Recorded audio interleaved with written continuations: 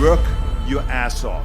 There is no magic pill. It drives me crazy to go to the gym. You read 1 hour a day. I went and worked out 5 hours a day, and I was working on construction with 24 hours a day. Organize your day. Work hard. I'm here to talk about success.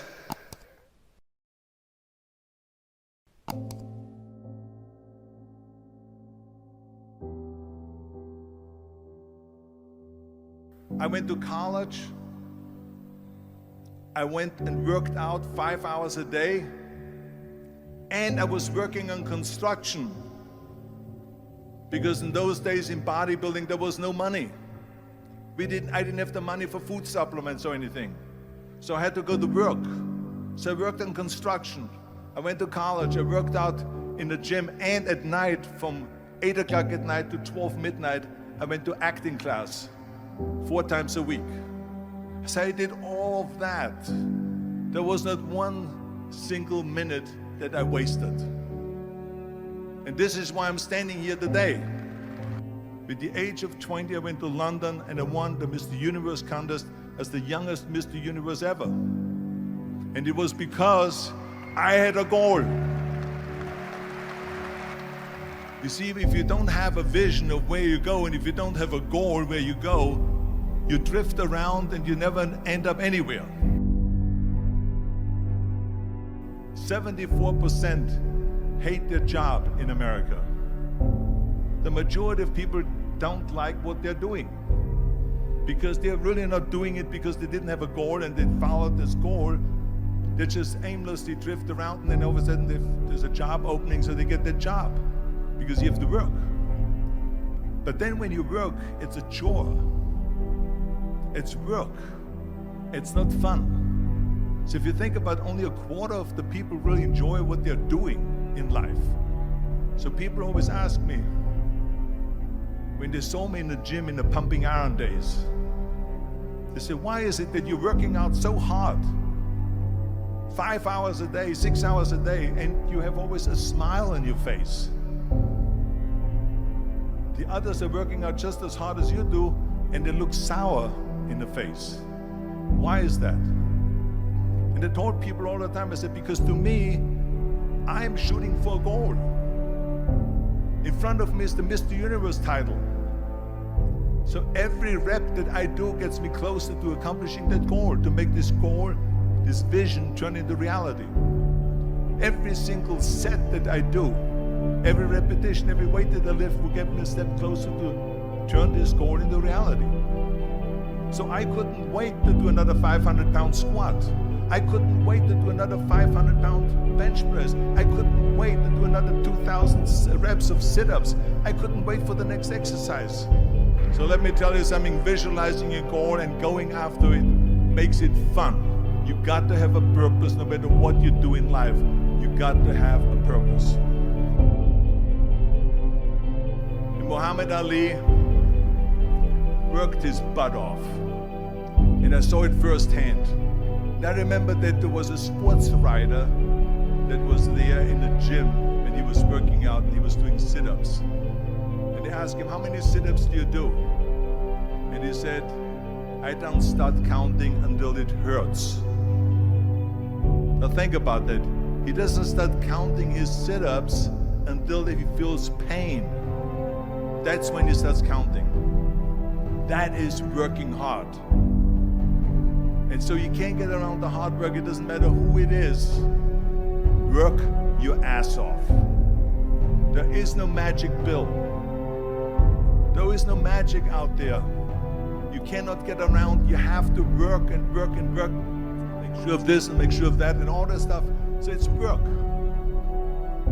And it drives me crazy when people say that they don't have enough time to go to the gym for 45 minutes a day and work out, or to do something for 45 minutes to an hour a day to improve, if it is physically improve or if it is mentally to improve.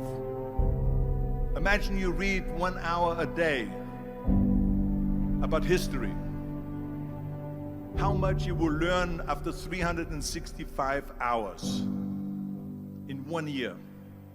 Think about if you study about the history of musicians, of composers, how much you would know. Imagine if you would work on a business, on some business that you want to develop every day for an hour. Imagine how further along you will go and get.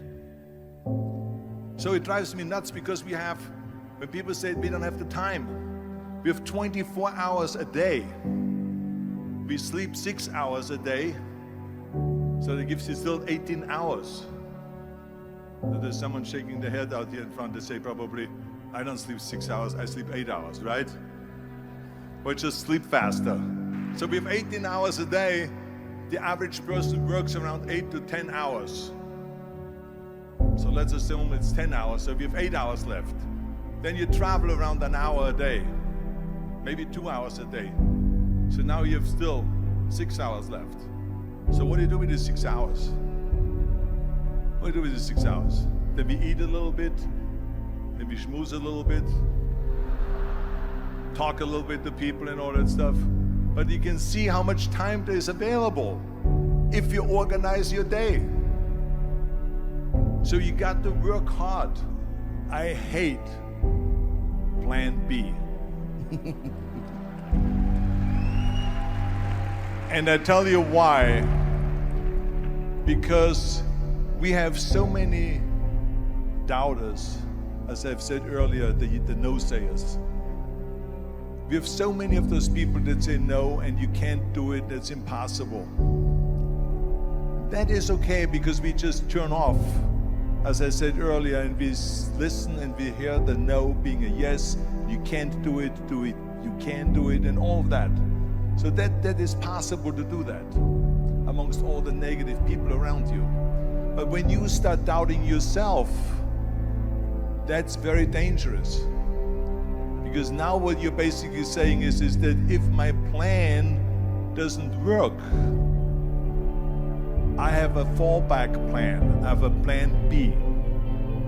And that means that you start thinking about plan B, and every thought that you put into plan B, you're taking away now that thought and that energy from plan A.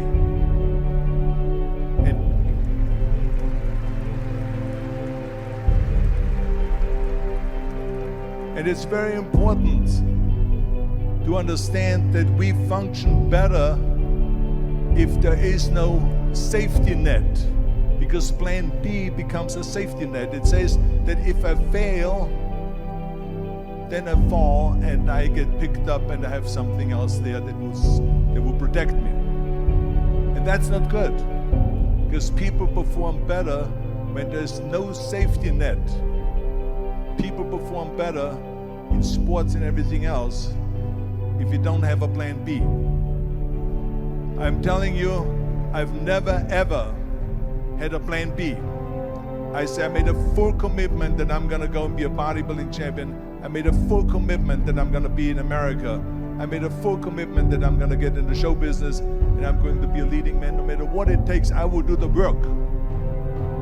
I will do the work over and over and over until I get it. And the same was in politics, in everything like that. So to me, it is very dangerous to have a plan B, because you're cutting yourself off from the chance of really succeeding. And the reason, one of the main reasons why people want to have a plan B is because they are worried about failing. What is if I fail, then I don't have anything else? Well, let me tell you something, don't be afraid of failing, because there's nothing wrong with failing. You have to fail in order to climb that ladder. There's no one that doesn't fail. Michael Jordan said in one of his interviews, when they said, "You're unbelievable, you're the greatest basketball player of all times." I mean, tell me about that. And he says, well, you're just mentioning the successes. But he says, for me to become the greatest basketball player, I missed 9,000 shots when I was playing basketball at the NBA games. So during these games that he was so successful, he missed 9,000 shots. Does it make him a failure? No. He's one of the greatest basketball players of all times, but he failed 9,000 times. Do you get it? We all fail. It's okay.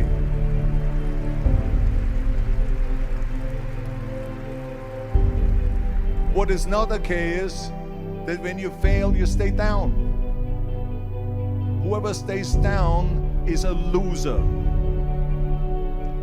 And winners will fail and get up. Fail and get up. Fail and get up. You always get up. That is a winner. That is a winner. I failed in bodybuilding. I lost bodybuilding competitions. I lost powerlifting competitions. I lost weightlifting competitions. I had movies that went in the toilet and that were terrible and got the worst reviews. And in politics, I remember I had many of the initiatives on the ballot, and we lost. My approval rating in California went down to 28%, and then it went back up again, and I won again the governorship. Hey, we all lose. We all have losses. This is okay, and this is why I say don't be worried about losing, because when you're afraid of losing, then you get frozen. You get stiff, you're not relaxed. You got to be, in order to perform well in anything, if it's in boxing or if it is on your job or with your thinking, is only happening when you relax. So relax. It's okay to fail. Let's just go all out and give it everything that you got. That's what it is all about. So don't be afraid to fail.